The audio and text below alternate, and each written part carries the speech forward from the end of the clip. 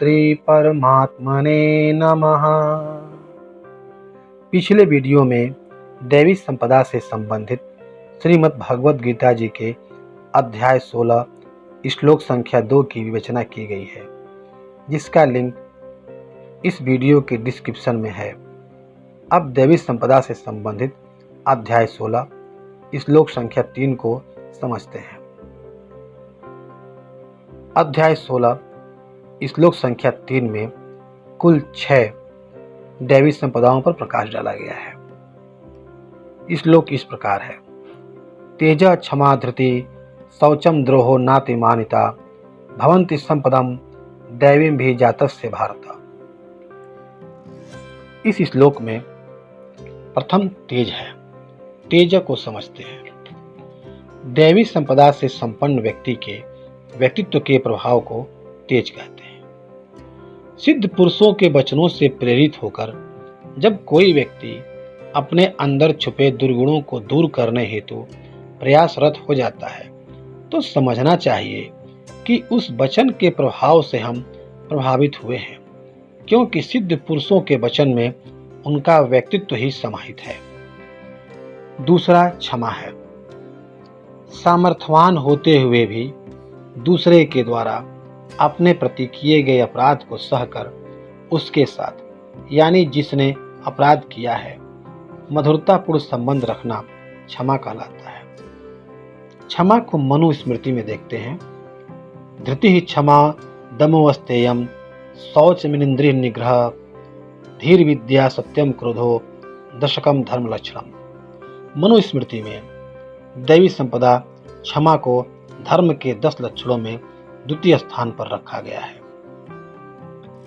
दैवी संपदा में तीसरा स्थान धृति का है। अब धृति को देखते हैं। धृति को धैर्य भी कहते हैं। किसी भी परिस्थिति में अपने को स्थिर रखना धृति है। धृति यानी धैर्य मनुष्य जीवन की बहुत बड़ी पूंजी है।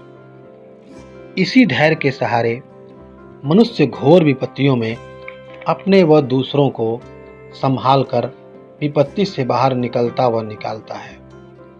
मनुस्मृति में धृति को धर्म के 10 लक्षणों में प्रथम स्थान पर रखा गया है। चौथा शौचम है। शौच ऐसी क्रिया का परिणाम है जिससे बाह्य और आंतरिक इंद्रियां शुद्ध होती हैं। दूसरे शब्दों में शौच शास्त्रानुकूल क्रिया का परिणाम है।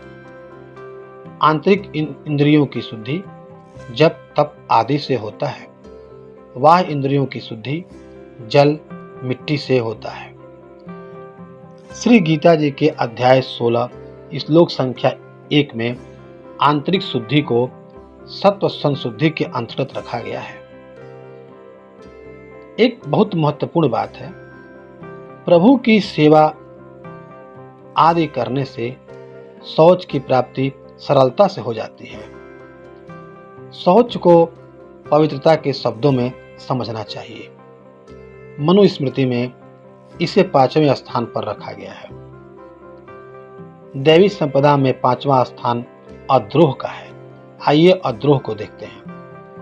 अकारण किसी के द्वारा क्षति पहुंचने के बाद भी मन में उससे बदला लेने की भावना का उदय यानी जन्म न होना ही अद्रोह है। छठवां नाति मानिता। गुणवान होते हुए भी अपने में अपने प्रति दूसरे से मान सम्मान सत्कार का भाव न रखना नाति मानिता है। दैवी संपदा परमात्मा का दिव्य गुण है और परमात्मा प्रत्येक प्राणी में विराजमान है। इससे सिद्ध होता है कि दैवी संपदा प्रत्येक प्राणी में है।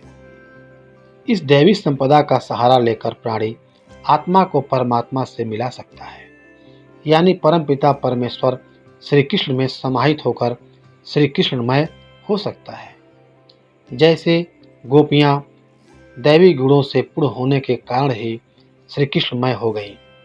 दैवी संपदा का सीधा संबंध श्री वासुदेव जी से है। अष्ट सिद्धियां तो दैवी संपदा से युक्त प्राणी की दासी हैं। जब देवी संपदा की जागृति का अभ्यास आप सभी को कराया जाएगा तो इसके परिणाम से आप चकित रह जाएंगे, जो आने वाले वीडियो में बताया जाएगा। ओम श्री परमात्मने नमः।